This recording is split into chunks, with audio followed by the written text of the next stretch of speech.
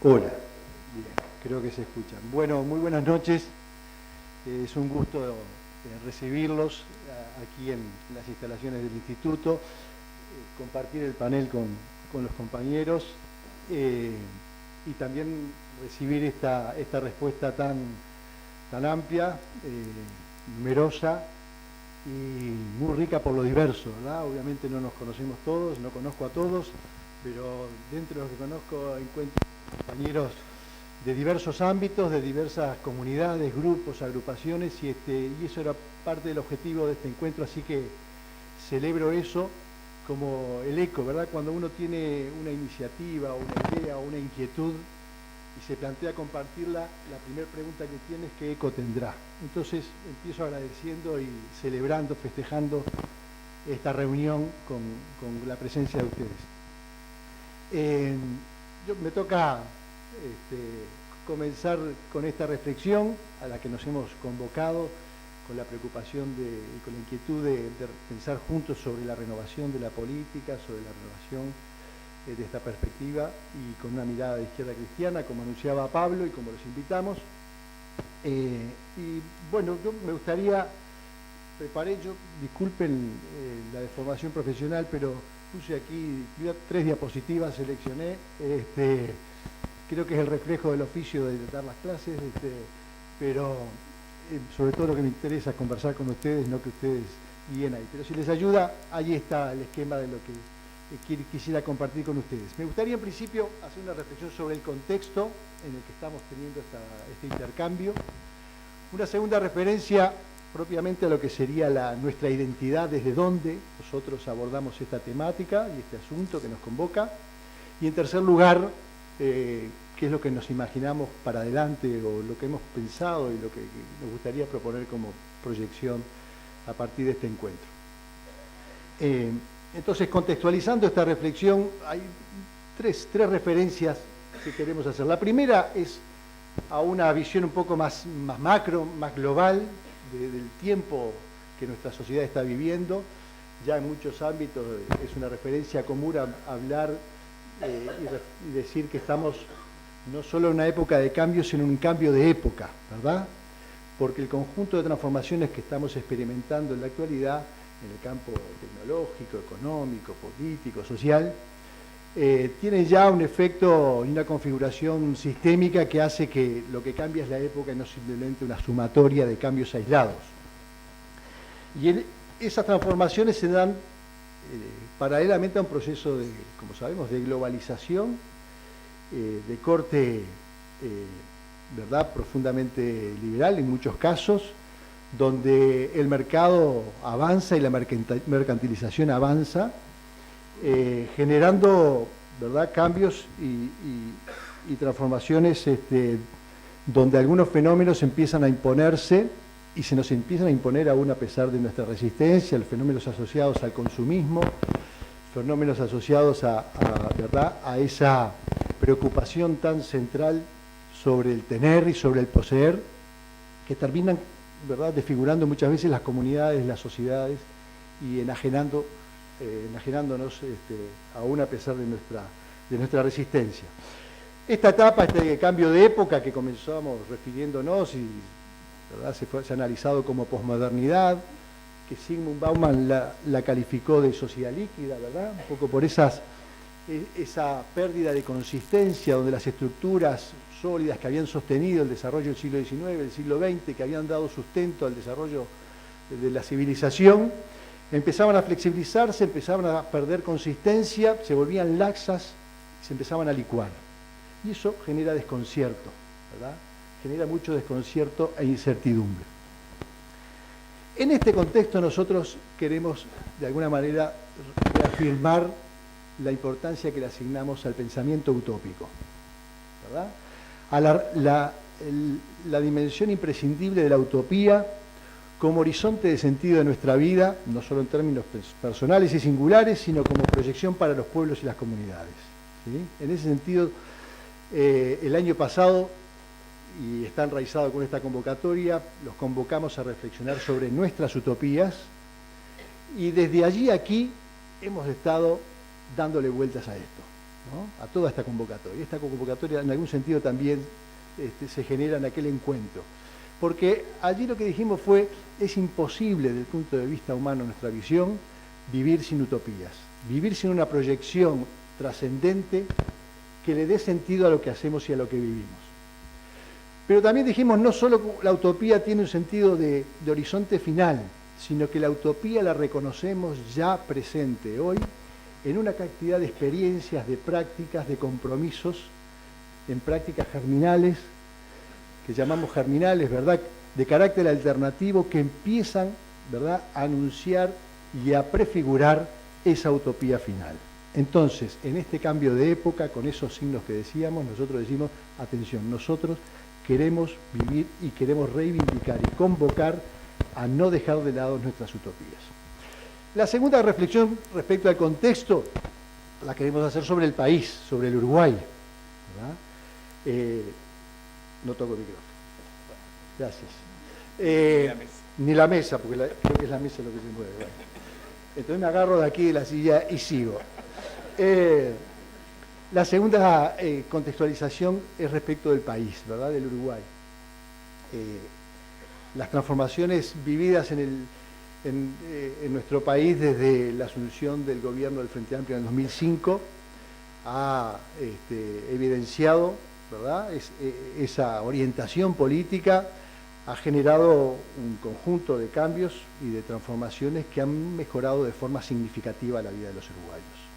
Ese es un punto de partida de nosotros, un diagnóstico que hacemos y una valoración que hacemos, unas transformaciones que en muchos casos supusieron rescatar familias, miles de familias de una situación de indigencia, de pobreza, que supusieron un esfuerzo político, de políticas muy importante, muchas de las cuales se sostienen hasta el día de hoy. Entonces, el punto de partida es nuestro reconocimiento al aporte histórico y a la contribución histórica que el Frente Amplio en el gobierno ha hecho a la perspectiva de desarrollo del país. Obviamente, no sin reconocer las limitaciones, ¿sí?, los errores, y algunos muy importantes, ¿verdad? Pero en ese sentido no sufrimos ni de esquizofrenia ni de miopía, ¿verdad? Creemos que la mejor punto de partida para una reflexión de este tipo es hablar de todo ello a la vez, ¿verdad? De los logros, las conquistas, las limitaciones y también los errores, ¿sí? Pero claro, en el Uruguay en un par de años se va a ver enfrentado a un desafío y a un dilema: confirmar esa orientación política o cambiar de rumbo, ¿sí? Y en ese sentido, los partidos tradicionales y la derecha, ¿verdad?, empiezan a sentirse, ¿no?, confiados en que pueden tener la chance en ese sentido de recuperar el gobierno y obviamente reorientar hacia otros objetivos las políticas y la gestión del país. Entonces el desafío no es solo, es para el país en primer lugar y obviamente para el Frente Amplio, que tendrá que hacer su revisión en este periodo que queda de cara a esa instancia, para volver a recuperar el vínculo con la sociedad, con los sectores sociales, los sectores productivos, la sociedad toda, que de alguna manera le dio ese respaldo y lo condujo hasta el gobierno, ¿verdad? Y obviamente eso es un desafío político de primer orden. Y en este contexto del país nosotros reafirmamos la importancia y la relevancia de la política, ¿sí? Vamos a comentar ahora después algunos cambios que se han operado en la dinámica política de los uruguayos, pero reafirmamos el valor de la política como un instrumento fundamental, imprescindible, y de alguna manera, muchas gracias, la importancia de romper el desapego que los uruguayos, muchos sectores de uruguayos, hemos vivido respecto a la vida política, ¿sí? Un desapego, una cierta ajenidad que nos ha llevado a transferir la responsabilidad exclusivamente a quienes tienen cargos de gobierno o tienen responsabilidades en la conducción de los partidos. En ese sentido queremos convocar a los ciudadanos y recuperar el sentido común de cada ciudadano de cara a la política. Tercera contextualización, bien breve, decíamos, es respecto al Frente Amplio y la necesidad de que quisiéramos, de alguna manera tiene que reencantar el Frente Amplio como representación de la izquierda tiene que reencantar a la ciudadanía. Lamentablemente hoy hay muchos sectores y personas y grupos que están más preocupados por mantener la hegemonía y el control del poder que por asegurar la calidad de las políticas de gobierno y las políticas de transformación, ¿verdad? La izquierda ha ganado el poder, ha controlado el poder y hoy tiene la tentación de que ese sea su único objetivo, controlar y mantener el poder. Eso sería un error catastrófico, no solo como fuerza política, sino para el país. Nosotros entendemos que la renovación política, además, es mucho más que un problema de nombres, de liderazgos, es mucho más que un problema generacional y es sobre todo un problema o un tema de renovación ideológica, programática y de cultura política. Renovar y reafirmar la cultura política democrática hacia la sociedad y a la interna de la fuerza política. Bien, en este contexto es que nosotros decimos, ¿y nosotros quiénes somos? ¿Qué tenemos para aportar en estas disyuntivas que tiene el país? Y la respuesta obviamente la damos de la identidad que sentimos como propia, ¿verdad? Que es la de sentirnos personas de inspiración cristiana, humanistas y comprometidos con la transformación del país. Eso es, para resumirlo brevemente, el desde dónde queremos hacer esta reflexión. Con una aclaración importante que incluso estos días hemos hecho cuando hoy nos llamaba gente de la prensa, cuando nosotros usamos la expresión cristiano o cristiana, lo hacemos, como diría el teólogo Juan Luis II, teólogo uruguayo, nos enseñó que hay que distinguir entre fe religiosa y fe antropológica. La fe antropológica es la que todo ser humano, en su condición de tal, necesita para vivir un conjunto de principios, de valores, ¿verdad?, de sentido para lograr vivir y desarrollarse. La fe religiosa es otra cosa que algunas personas asignan a ese sentido un sentido trascendente que los religa y los vincula con su Dios, cualquiera sea él. En ese sentido, nosotros cuando usamos la expresión cristiano nos referimos a lo cristiano en su acepción antropológica, ¿sí? Y en ese sentido creemos que es una invitación ecuménica a personas de muy diversas, incluso confesiones religiosas, ¿verdad? Bueno, eso nos parecía una referencia muy importante respecto a esta identidad que remarcamos. La segunda, junto con esta identidad, decir, bueno, ¿y los principios del humanismo cristiano cuáles son? ¿A qué convocamos? ¿En torno a qué? ¿Qué es lo que nos importa?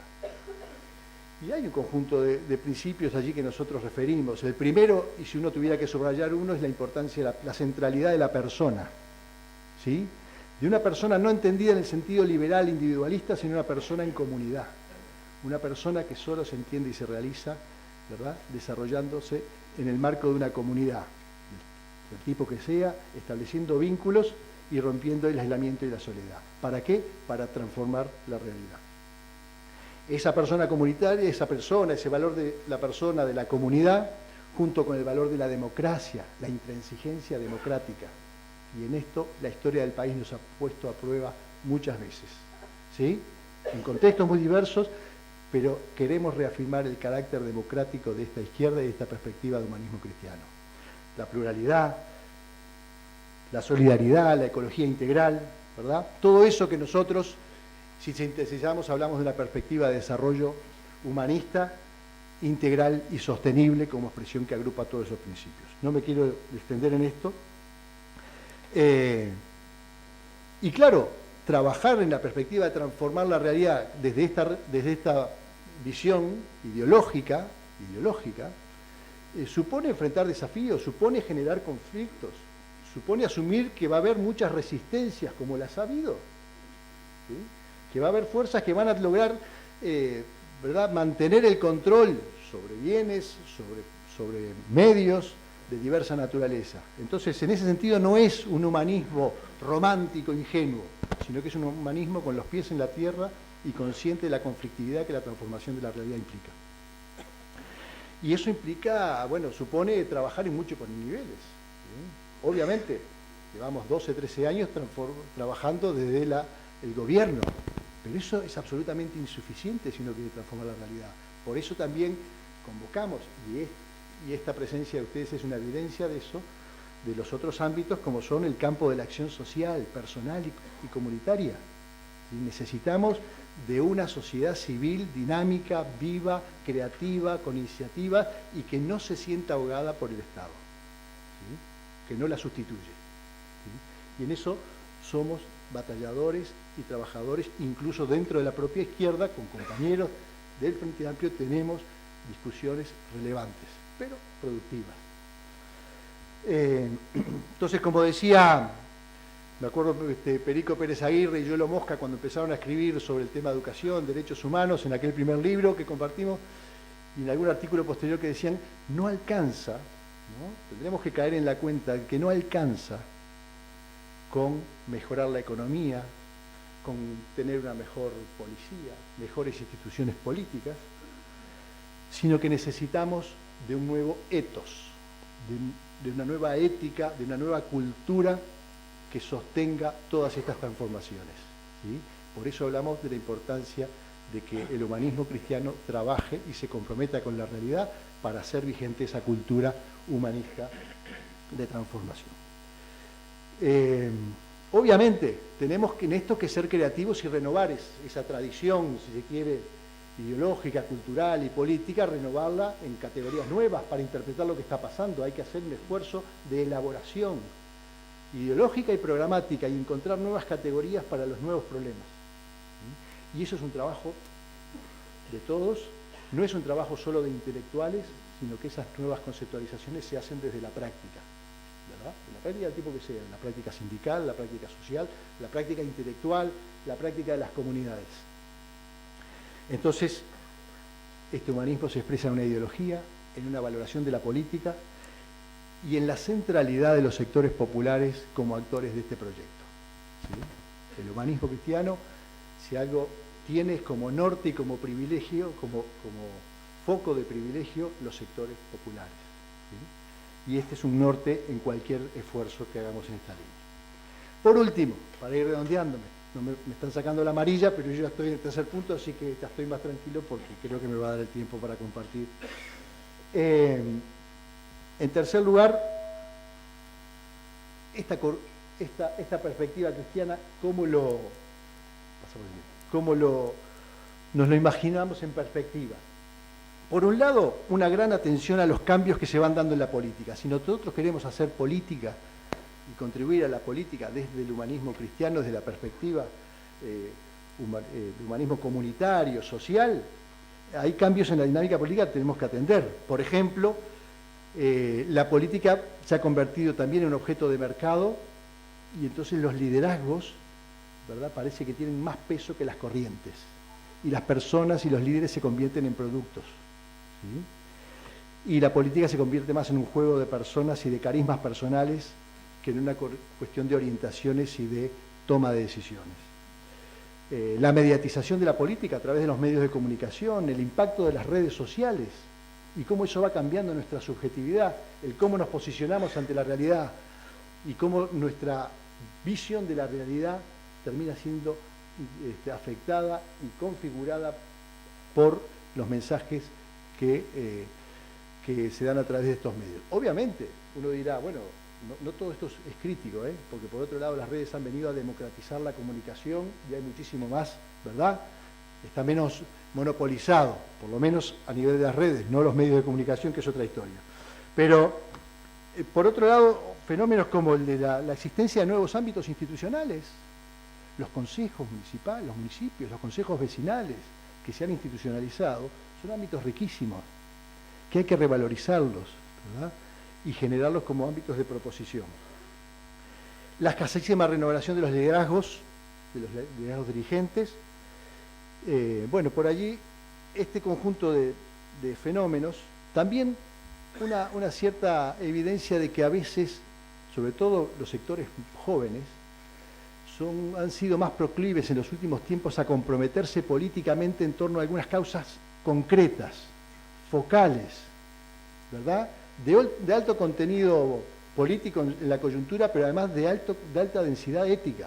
Por ejemplo, contra la ley de impunidad, el no a la baja, ¿sí? El propio compromiso de los jóvenes a través de políticas de vivienda o de la construcción de viviendas, queriendo dar respuestas concretas, o sea, a través de la experiencia que Cintia compartirá, de un techo, pero de una cantidad de grupos de voluntariado de jóvenes que se han sumado a eso.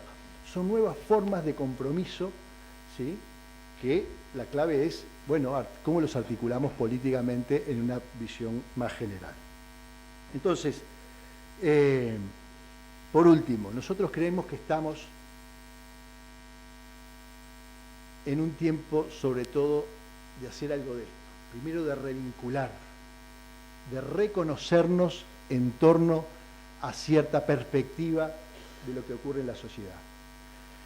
Es tiempo de revincular y tiempo de sembrar nuevos vínculos. Es tiempo de articular, ¿sí? Si esta tradición y esta perspectiva que nosotros decimos está vigente como creemos, entonces es fermental, hay que ponerla a trabajar. Y la manera de ponerla a trabajar, porque aquí no hay quien la posea en propiedad, no la posee un instituto, no la posee un grupo político, no la posee una persona, es un bien compartido y disperso que hay que articular. Esa es nuestra inquietud. Nos parecía que era relevante poner en juego esta convocatoria y por eso decimos impulsar redes de izquierda cristiana. Esa es la configuración, la representación que nos hacemos, ¿verdad? Redes, ustedes dirán, bueno, es lo que está de moda. Bueno, sí, quizás hay que pensar también, hay que renovar los modos de organización, ¿sí?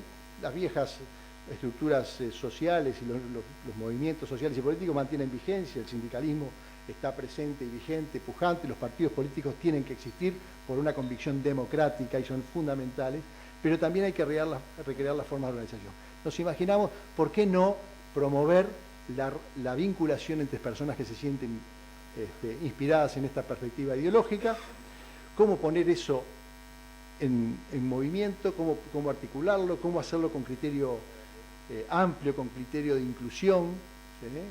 De alguna manera, hoy usamos la expresión de la diáspora, hay una cierta diáspora, hay que articular esfuerzos. Es mucha la experiencia que hay de iniciativas de este corte, de esta orientación, pero de alguna manera nos imaginamos que esto podría ser articulado en una corriente de izquierda cristiana que habrá que ver qué dicen ustedes y cómo nos preparamos para eso. Esa ha sido nuestra inquietud, nuestra preocupación. Hemos compartido estos meses, desde hace muchos meses, estas preocupaciones con muchos compañeros de diversos grupos en lo que es la actividad del instituto, con grupos de jóvenes, con investigadores jóvenes, con organizaciones. Hoy queríamos ponerla a ruedo con ustedes.